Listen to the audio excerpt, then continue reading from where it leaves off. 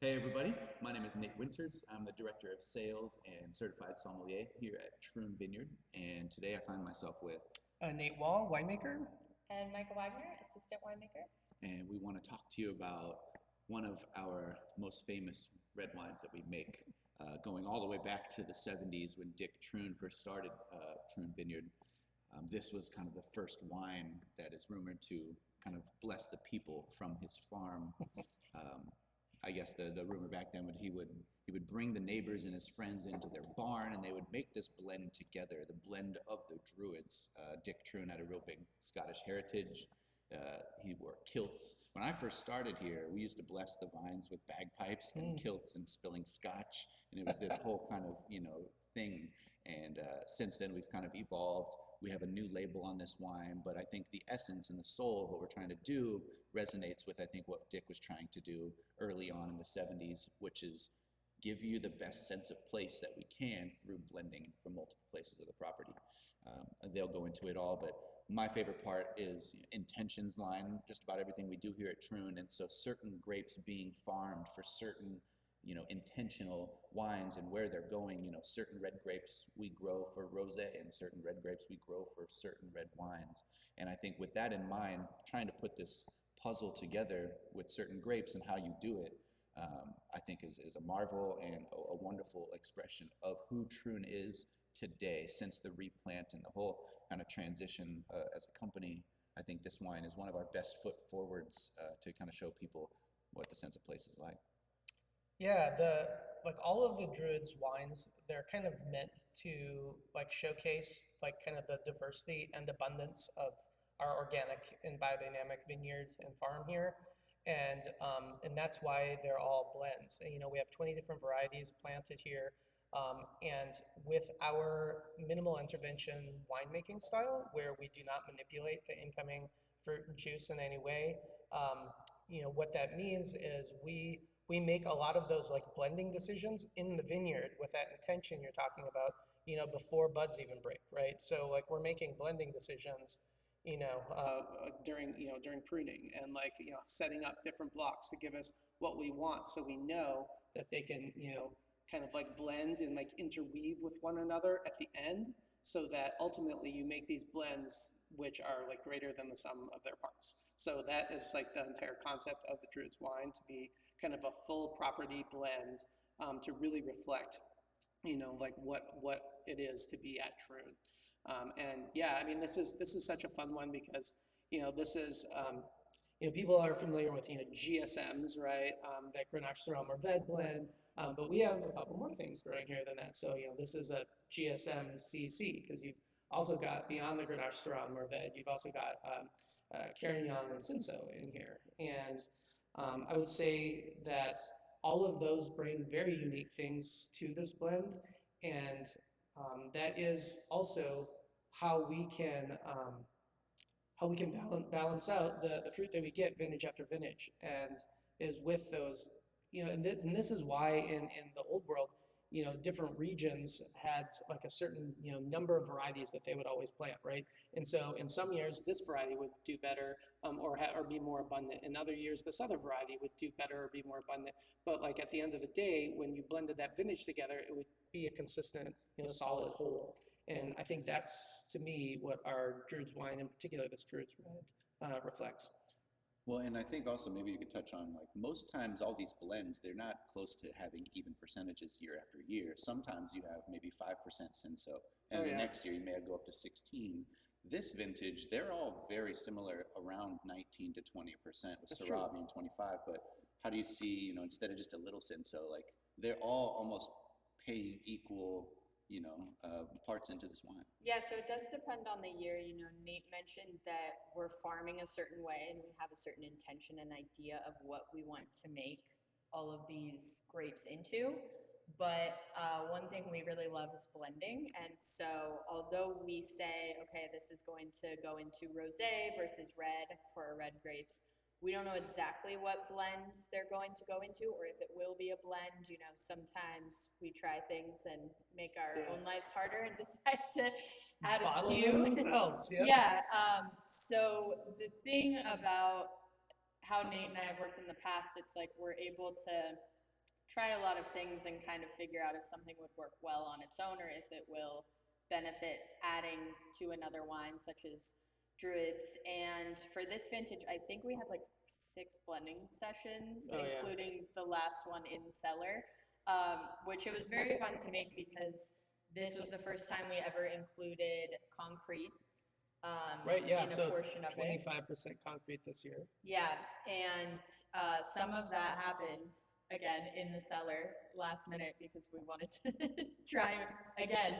We can't stop blending apparently, but basically when we keep referencing blending, it's like you'll start out with X amount of vessels that you're not sure exactly what wine they're going to go into, and slowly you're kind of making like a base blend, knowing that this portion will go into a certain blend and goes well together. And then you're kind of adding or swapping out certain vessels and trying to fine tune what you think is already really good. And so you kind of think of it as cooking in your kitchen at home, right? It's like you have all these ingredients and then how do they make the best recipe? And the downside to that is everything goes really well together on this property. So there are different rounds of blends that it's like one thing's really good, but then maybe you take something out and put it in a different wine and that fits better for whatever reason. But we're never really glued to one percentage or one blend of these grapes every year. And so you get to see what we think works best. And then this year, you know, everything was fermented separately. There's a little bit of whole cluster inclusion. Like we get to do all of these various experiments separately, see how each block and variety and clone did. We can also then, you know, plan if we want to change things in the future by keeping them separate. But then eventually we start this blending process, and then all these ideas kind of marry into wines. And so you get to try what we think is the best blend of all of our favorite red grapes from that vintage. Can I ask you each? Sorry, cut you off. Oh, no, I was just going to say, and that's why it really reflects that vintage too, right? Yeah. As Micah said, we're not shooting for the same percentages or even close to the same percentages. We're shooting for the best representation of that year. And it's going to probably have the same grapes, or at least most of the same grapes every year. But like the percentages will be very different to truly reflect that vintage. Being that they are all very similar this vintage in here, is there, not the best, but is there a grape that stands out in the 5 that you use here that you think is unique on the final result of the wine? You know, the Syrah's all concrete, but the rest are aged in oak. But is there one that stands out that you really like what it did to this blend specifically? Well, the simple thing to say is like all of these blends will always have Syrah, because Syrah is the glue that like holds blends together. And so like, you know, if you think about like filling up a glass jar or something with like different size like pebbles, like each of those different sizes represents one of those other varieties. Syrah is like what you literally pour in, that like, you know, just kind of fills in all those little nooks and crannies. Like, so Syrah is, I guess, the most important in many ways to a blend like this, because I think that's what just brings it all together and truly gets things in balance. But beyond that, you know, I don't know if you want to, you've got some favorites. I guess what you're going to say. I think they both think I'm going to say something, Yes. but I am actually going to throw a curveball. I bet second for you, maybe it's the same. Cinso to me adds just such a surprising, you know, fruit concentration, and then also texturally on its own. It's so interesting, and just watching and engaging with the ferments and doing punch downs every day. That for me is kind of a surprise, I guess, on this property, because I've always loved Syrah, and working with Mourvedre here was really great. But yeah, I think that's something that even on its own trying barrels, like we were very happy with.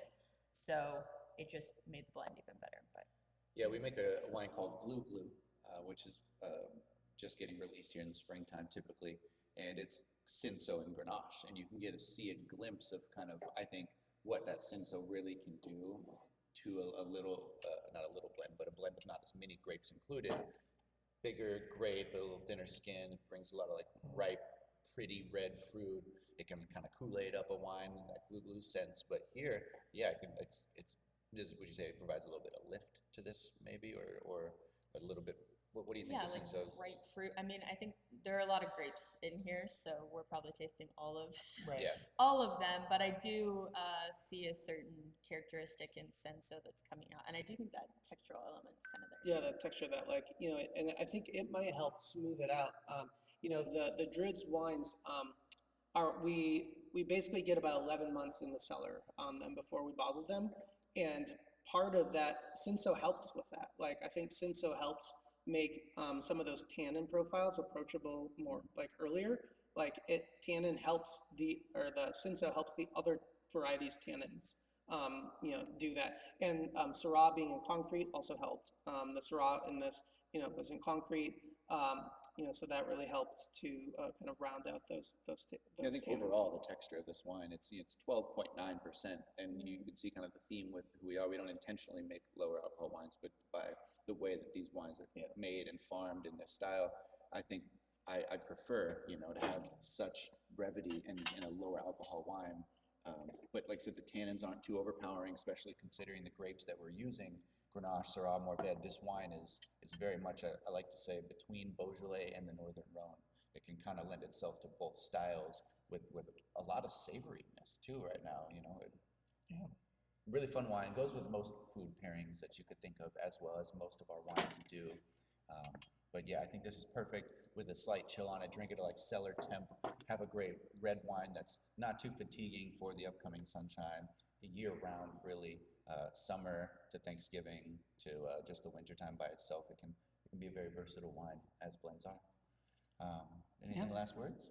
Yeah, no, I mean, you know, we brought up whole cluster briefly. You know, that's another just quick component of this is that, I mean, I would say, I didn't do the math, but probably on average, there's like a third or maybe more whole cluster, because like as blending components, it's not just like blending the different grapes, right? Within each grape, we'll have different percentages of whole cluster, like some D-stem, some 30%, some 50%, maybe 75%, like, and all of those bring different like flavor profiles and textures, even within the same grape to this. And so again, I think that that's really why these Druids blends just have like so many layers, right? And so much depth, even for being what should be, you know, a lighter, simpler wine, just like, you know, between 12.5% and 13%, like depending on, you know, what the year brings us. So yeah, just really so versatile wines that you can, you know, it's a Tuesday night wine, you know, but could also be like a nice Friday night, you know,